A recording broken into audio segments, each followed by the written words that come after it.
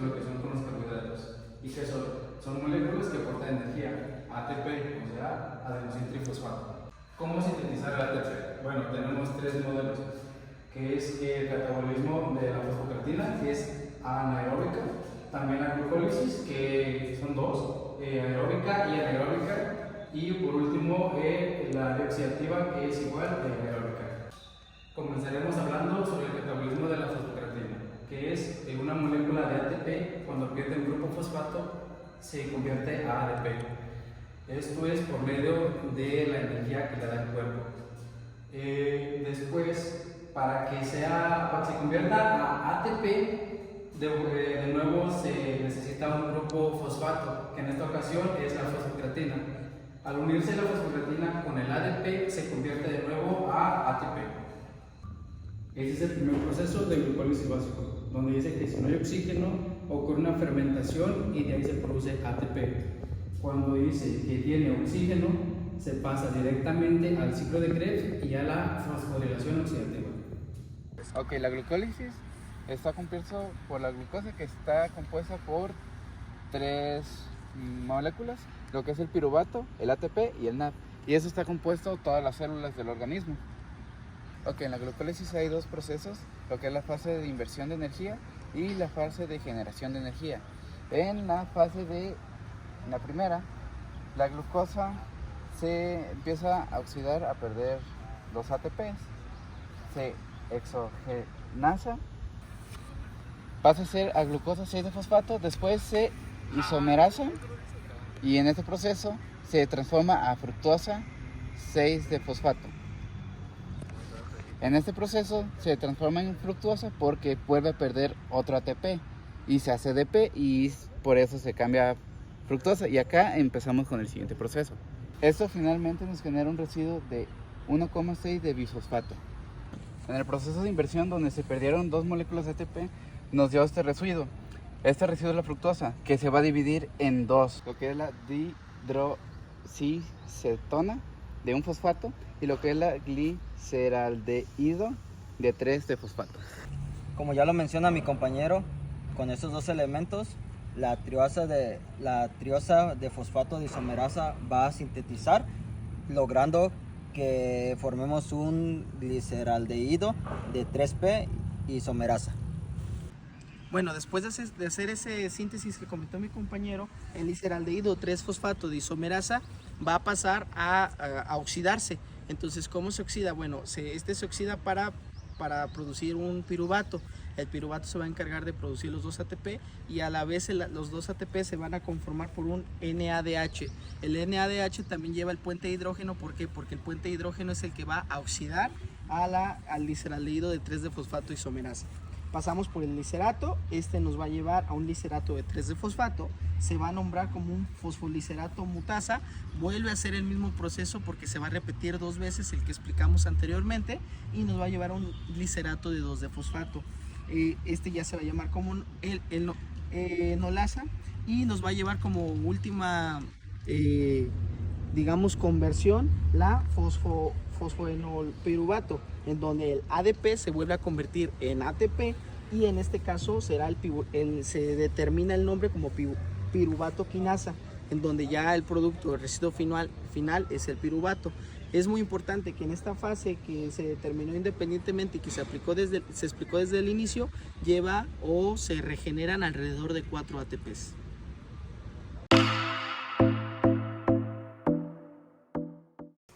El ciclo de Krebs, más que nada, es una serie de reacciones fundamentales que ocurren en las células de los seres vivos. Ahí es donde entramos nosotros. Juega un papel crucial en el metabolismo celular, ya que es una vía central para la producción de energía en forma de adenosin trifosfato, que es el ATP. Consta de una serie de reacciones enzimáticas interconectadas que descomponen metabólicos en dióxido de carbono, que es el CO2, liberando electrones y protones en el proceso. Esto se lleva a cabo en las células eucariotas, en la matriz mitocondrial, y en las procariotas, en el citoplasma. Bueno, seguimos con la parte introductoria del ciclo de Krebs. El ciclo de Krebs tiene dos funciones muy importantes. Una es la producción de compuestos intermedios importantes en la síntesis de sustancias, ya sea como aminoácidos y ácidos grasos. Y la otra es, obviamente, la formación de las grandes cantidades de ATP que son las que se encargan de proporcionar energía a diversos procesos sintéticos. El ciclo consta aproximadamente de 8 pasos principales, comenzando con la condensación de acetilcoenzima A y oxacelato y terminando para la regeneración del mismo que acabo de mencionar anteriormente. Un ciclo consume alrededor de 2 moléculas de agua, por lo tanto el ciclo de Krebs no produce moléculas de agua, sino que más bien consume moléculas de agua para el proceso. Pero ¿qué reproduce realmente el ciclo de Krebs o qué significado tiene? Bueno, el ciclo de Krebs produce esencialmente 3 moléculas de NAD, una de FAD y una molécula de compuesto de trifosfato de guanosina, que es GTP. Este es altamente energético y en algunos organismos es directamente ATP por cada molécula de acetilcoenzima A oxidada. Pero vamos más allá. ¿Qué es el FAD-H2 y qué es el NAD? El FAD, por su lado, es un cofactor redox que se crea durante el ciclo de Krebs y este se utiliza durante la última parte de la respiración, la cadena de transporte de electrones. Por el otro lado, el NAD, que se traduce como un dinucleótido de nicotinamina y adenina, o NAD, como se traduce en las siglas, es el compuesto similar que también se utiliza de forma más activa, participa un poco más activo en la cadena de transporte de electrones. Pero a su vez, ¿qué es este cofactor redox? Bueno, renace o se crea o se regenera porque durante las primeras reacciones redox de catabolismo de la glucosa intervienen 2 moléculas intermediarias, que en este caso es el NAD y el FAD. Estas se determinan cofactores redox porque alternativamente se reducen y luego se oxidan. Una vez que ya dimos una breve introducción del ciclo de Krebs y cómo actúa, ahora vamos a enfocarnos exactamente y específicamente en el mismo ciclo de Krebs. El ciclo de Krebs lo tenemos en esta parte de abajo, por lo tanto en este caso el cartel va a ser reducido para enfocarnos solo en él y explicar todos los procesos que se acaban de mencionar y de qué manera van a interactuar. El piruvato pasa a piruvato deshidrogenasa por medio de un dióxido de carbono, un NAD y un hidrógeno. Para pasar al ciclo de Krebs se hace acetilcoenzima A. Se forma con el oxalacetato y esto forma un citrato. Después se libera el coenzima A y se libera agua. Y esto se cataliza como el citrato sintasa. Después de este primer paso, que se expulsó el agua, se hace cisaconitato, que tiene 6 igual de carbono. Acá la enzima que va a actuar es la conitasa, que entra acá abajo con agua y se hace de isocitrato, igual con 6 de carbono.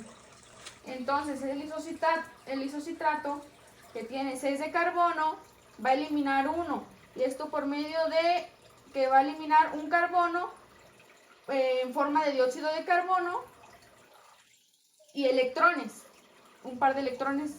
Entonces esto va a hacer que el acetoglutarato, que tiene ya 5 de carbono, ya que aquí ya eliminó 1 de carbono.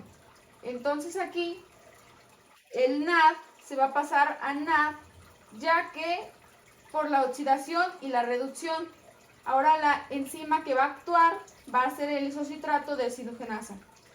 El acetoglutarato, que tiene 5 de carbono, ocupa eliminar un carbono para pasar al succinilcoenzima A con 4 de carbono. ¿Y cómo lo va a perder? Bueno, pues se va a eliminar un carbono en forma de dióxido de carbono y también va a pasar el NAD. Va a eliminar electrones, obviamente, y va a pasar el NAD como el NAD por medio de la oxidación y la reducción que ya explicamos también acá arriba. De esta manera, el coenzima A va a pasarse aquí para que sea el succinil coenzima A con 4 de carbono y la molécula que va a actuar ya a partir de aquí va a ser el acetoglutarato deshidrogenada. El succinil coenzima A, para pasar al succinato, libera el coenzima A para formar un GTP, que es un guanosin trifosfato, que tiene 3 fosfatos. Pero antes ocupa, a partir del guanosin difosfato, que tiene 2 de fosfato, ocupa agregarle un fosfato para formar el GTP. Ya que se forma el GTP, la enzima que va a actuar a partir de aquí va a ser el succinil coenzima A sintetasa. Ok, nos quedamos en el proceso del succinato. Ahora vamos a hablar de ese proceso que sigue del succinato, o sea, la oxidación del succinato para poder llegar al fumarato. Como podemos observar, tanto el succinato como el fumarato llevan 4 de carbono. En este caso, lo que nosotros necesitamos eliminar o perder más bien por parte del succinato son 2 electrones. Estos 2 electrones van a ser circunstancialmente importantes y se van a involucrar para el proceso o para la creación del fumarato. Los electrones, ¿cómo se van a perder? Bueno, los electrones para formar fumarato en esta reacción se van a ser captados en este caso por otra, digamos, molécula que ya habíamos hablado anteriormente, que es el flavinadenil dinucleótido oxidado, que en este caso va a ser el FAD. El FAD se va a reducir una vez que capte esos electrones, se va a reducir al FAD-H2, que en este caso es lo que hablamos anteriormente en el inicio o en la parte introductoria del ciclo de Krebs, el redox, ¿no? La reducción por oxidación. En este caso, la enzima involucrada que va a terminar como producto digamos, del succinato al fumarato, va a ser el succinato o la enzima succinato deshidrogenada. Y en este caso, seguimos por consiguiente al proceso de fumarato a malato. Igual, de la misma manera, fumarato lleva 4 carbonos y el malato también lleva 4 carbonos. Este proceso se va a llevar como proceso de hidratación de fumarato a malato.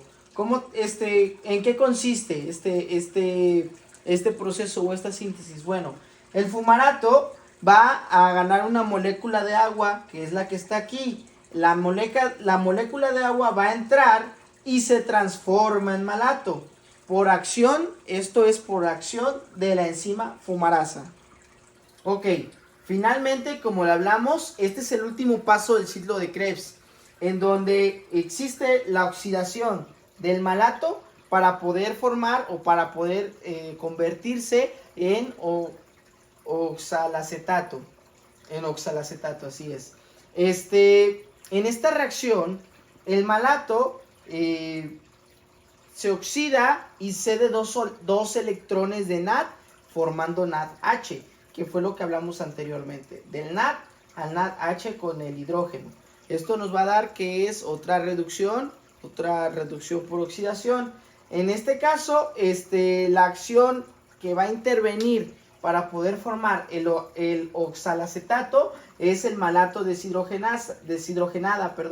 El malato deshidrogenada se forma por lo que hablábamos anteriormente, el NAD al NADH. Y así sucesivamente se sigue el ciclo de Krebs. ¿Por qué? Porque en este paso, en el último, es cuando ya sintetizamos o volvemos a regenerar el oxalacetato, y es lo que a su vez se regenera el ATP. Entonces se regenera ATP, se pierde ATP, se sigue el proceso, se vuelve a generar el ATP y se vuelve a perder. Esa es la síntesis del ATP por medio del ciclo de Krebs. Bueno, de acuerdo. Los lípidos son encargados de procesar, almacenar y producir componentes estructurales de energía. Usualmente hay 2 tipos de lípidos, que son las sales biliares, que se encuentran en nuestra vesícula biliar, que es producida por el hígado. Estos se encargan de descomponer las grasas. El otro tipo son los colesteroles. Bueno, el sistema metabólico de los lípidos por medio de la carnitina funciona de la siguiente manera. La carnitina entra en la célula a través de la membrana plasmática por medio de un transportador de carnitina. Cabe aclarar que la carnitina solamente cumple la función de transportar la energía, más no la brinda. ¿Okay? Además de facilitar el procedimiento. La enzima carnitina palmitoitransferasa número 1 transforma los ácidos grasos de cadenas largas, que son estos dos, los LC acilcarnitina, acilcoenzima A, los convierte en LC acilcarnitina. Esto es transportada por la membrana mitocondrial interna, que es a través de la carnitina acilcarnitina transferosa. La carnitina palmitoitransferosa número 2, que está situada en la membrana mitocondrial interna, transforma lo que ya habíamos visto que es LC acilcarnitina, la transforma en LC acilcoenzima. ¿Qué pasa aquí? Que una vez haciendo esto libera la carnitina, que son lípidos que transfiere lípidos neutros, que son los que impiden la descomposición y convierte energía por medio de las grasas. Los ácidos grasos de cadenas medias y cortas no propician los transportes de carnitina. Ellos pasan directamente a lo que es la mitocondria. ¿Para qué es esto?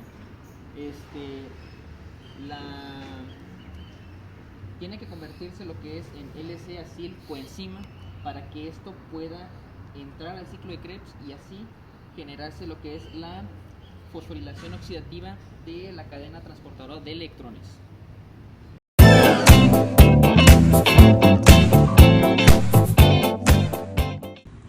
Bueno, yo les explicaré lo que viene siendo la parte que hace las proteínas. Esto se va referente y todo engloba al ciclo de Cori.